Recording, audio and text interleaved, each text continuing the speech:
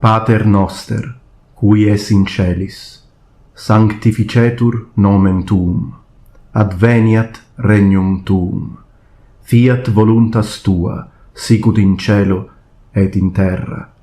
Panem nostrum quotidianum da nobis hodie, et dimitte nobis debita nostra, sicut et nos dimittimus debitoribus nostris. Et ne nos inducas in tentationem, sed libera nos a malo. Amen. Ave Maria, gratia plena, Dominus tecum, benedicta tu in mulieribus, et benedictus fructus ventris tui, Iesus.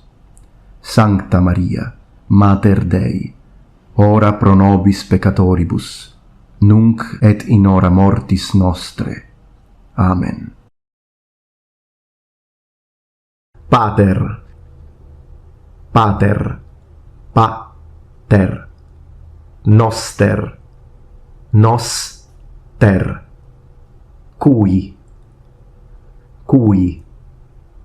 es, in, celis, sanctificetur, nomen tuum,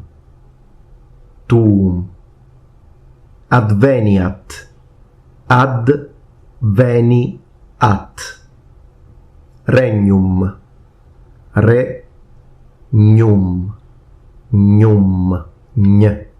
regnum,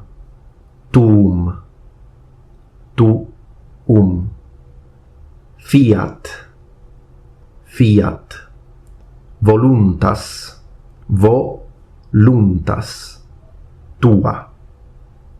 tua, sicut, in cielo, et in terra, panem nostrum,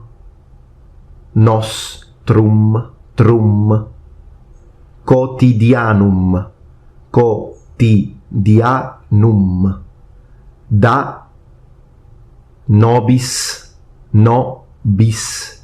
hodie,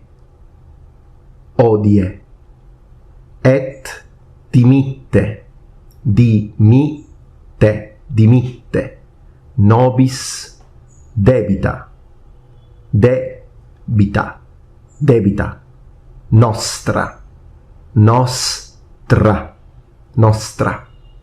sicut et nos dimittimus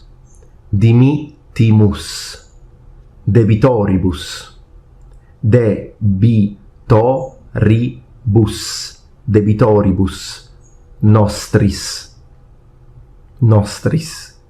et ne nos inducas in tentationem,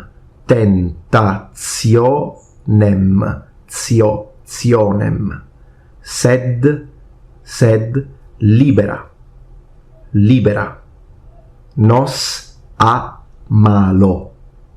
Amen. Ave Maria, gratia plena, Dominus tecum, benedicta,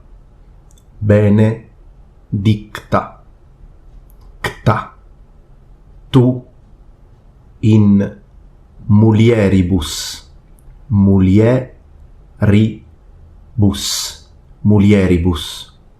et benedictus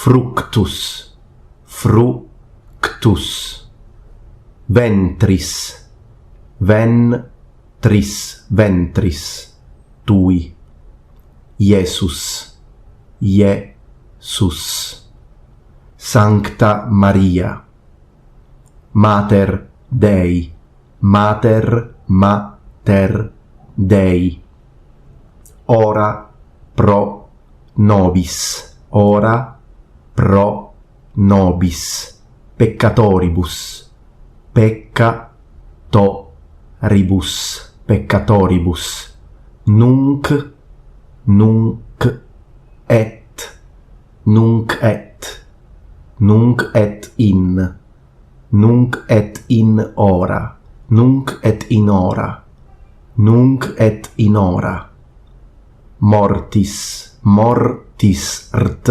rtis, mortis, nostre, nostre. Amen. Pater Noster, qui es in celis, sanctificetur nomen tuum, adveniat regnum tuum, fiat voluntas tua, sicut in cielo et in terra. Panem nostrum quotidianum da nobis hodie, et dimitte nobis debita nostra, sicut et nos dimittimus debitoribus nostris. Et ne nos inducas in tentationem, sed libera nos a malo. Amen. Ave Maria, gratia plena, Dominus tecum, benedicta tu in mulieribus, et benedictus fructus ventris tui, Iesus. Sancta Maria, Mater Dei, ora pro nobis peccatoribus, nunc et in hora mortis nostre. Amen.